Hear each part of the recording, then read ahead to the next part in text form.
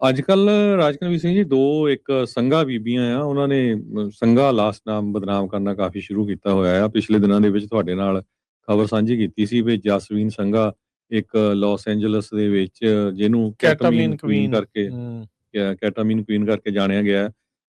ਤੇ ਉਹਦੇ ਤੇ 5 ਲੱਗੇ ਸੀ, ਜਿਹਦੇ ਵਿੱਚ ਇੱਕ ਜਿਹੜਾ ਐਕਟਰ ਆ ਉਹਦੀ ਡੈਥ ਹੋਈ ਸੀ, ਬੋਡਲੀ ਇੰਜਰੀ ਉਹਨੂੰ ਹੋਈ ਸੀ।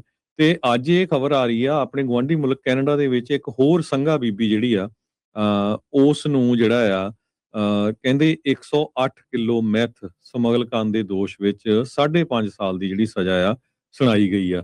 ਇਹ ਬ੍ਰਿਟਿਸ਼ ਕੋਲੰਬੀਆ ਦੇ ਵਿੱਚ ਬਹੁਤ ਹੀ ਇੱਕ ਪੰਜਾਬੀ ਰੇਡੀਓ ਆ, ਉੱਥੇ ਮੀਡੀਆਕਾਰ ਸੀ, ਉੱਥੇ ਇਹ ਜੌਬ ਕਰਦੀ ਸੀ ਨਾਲ।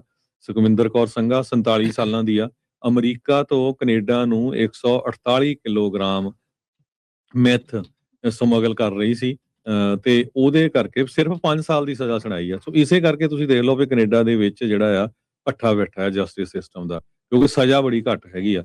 2024 ਦੀ ਗੱਲ ਹੈ, 2024 ਚ ਕਹਿੰਦੇ ਵੀ ਹੁਣ ਜਿਹੜੀ ਆ ਆਪਣਾ ਦੋਸ਼ ਕਬੂਲ ਕਰ ਰਿਹਾ ਸੀ। ਹਾਲ ਦੇ ਵਿੱਚ ਝੂਠੀ ਬਿਆਨਬਾਜ਼ੀ ਕੀਤੀ ਸੀ, ਹੁਣ ਆਪਣੇ ਆਪ ਨੂੰ ਕੋਸ਼ਿਸ਼ ਕਰਨ ਦੀ ਜਿਹੜੀ ਬਚਾਉਣ ਦੀ ਕੋਸ਼ਿਸ਼ ਕੀਤੀ ਸੀ ਵੀ ਮੈਨੂੰ ਤਾਂ ਸਮਗਲਰਾਂ ਨੇ ਡਰਾ ਕੇ ਜਿਹੜਾ ਆ ਮੇਰੀ ਕਾਰ ਦੇ ਵਿੱਚ ਜਿਹੜਾ ਇਹ ਰੱਖ ਦਿੱਤਾ ਸੀ। ਪਰ ਬਾਅਦ ਦੇ ਵਿੱਚ ਸਾਰਾ ਟੈਕਸਟ ਮੈਸੇजेस ਜਿਹੜੇ ਸੀ ਉਹਨਾਂ ਤੋਂ ਪਤਾ ਲੱਗ ਗਿਆ ਸੀ ਵੀ ਇਹ ਬਹੁਤ ਵੱਡਾ ਇਹਦਾ ਹਿੱਸਾ ਸੀਗਾ ਇਸ ਨਸ਼ਾ ਜਿਹੜਾ ਤਸਕਰੀ ਦੇ ਵਿੱਚ। ਇਹ ਕਹਿੰਦੇ 21 ਅਕਤੂਬਰ 2021 ਦੀ ਗੱਲ ਆ, ਜਿਸ ਟਾਈਮ ਦੇ ਉੱਤੇ ਉਹਨੇ ਇੱਕ ਰੈਂਟ ਦੇ ਉੱਤੇ ਗੱਡੀ ਲੈ ਕੇ ਫਲੋਰੀਡਾ ਦੀ ਨੰਬਰ ਪਲੇਟ ਵਾਲੀ ਸੀ, ਅਮਰੀਕਾ ਤੋਂ ਕੈਨੇਡਾ ਨੂੰ ਵਾਪਸ ਜਾ ਰਹੀ ਸੀ। ਤੇ ਬਾਰਡਰ ਤੇ ਜਦ ਇਮੀਗ੍ਰੇਸ਼ਨ ਵਾਲਿਆਂ ਨੇ ਉਹਨੂੰ ਪੁੱਛਿਆ, ਕਹਿੰਦੀ ਵੀ ਮੇਰੀ ਤਾਂ ਇੱਕ ਜਿਹੜੀ ਆਂਟ ਹੈਗੀ ਆ, ਮੈਂ ਉਹਦੇ ਫਿਊਨਰਲ ਤੋਂ ਆ ਰਹੀ ਆ। ਤੇ ਜਦੋਂ ਉਹਨਾਂ ਨੇ ਗੱਡੀ ਚੈੱਕ ਕਰਨ ਲੱਗੀ ਤਾਂ ਉਹਨੇ ਗੱਡੀ ਭਜਾ ਲਈ ਤੇ ਉਹਨੂੰ ਸਰੀ ਵਿੱਚ ਜਾ ਕੇ ਫਿਰ ਗ੍ਰਿਫਤਾਰ ਕੀਤਾ, ਜਿੱਥੋਂ ਉਸ ਕੋਲੋਂ 108 ਕਿਲੋ ਮੈਥ ਜਿਹੜਾ ਆ ਉਹ ਫੜਿਆ ਗਿਆ ਸੀਗਾ। ਸੋ ਇਹ ਸਜ਼ਾ ਜਿਹੜੀ ਆ 10 ਅਪ੍ਰੈਲ 2026 ਨੂੰ 5 ਸਾਲਾਂ ਦੀ ਹੁਣ ਜਿਹੜੀ ਆ ਉਹਨੂੰ ਸੁਣਾਈ ਗਈ ਹੈਗੀ। ਜੀ ਬਿਲਕੁਲ। ਕੈਨੇਡਾ ਦੇ ਹਰਜੋਤ ਸਿੰਘ ਜੀ ਉੱਥੇ ਭੱਠਾ ਨਹੀਂ ਬੈਠਾ, ਜਸਟਿਸ ਸਿਸਟਮ ਦਾ ਇੱਥੇ ਵੀ ਇਹੀ ਜਿਹੜੇ ਹਾਲਾਤ ਆ।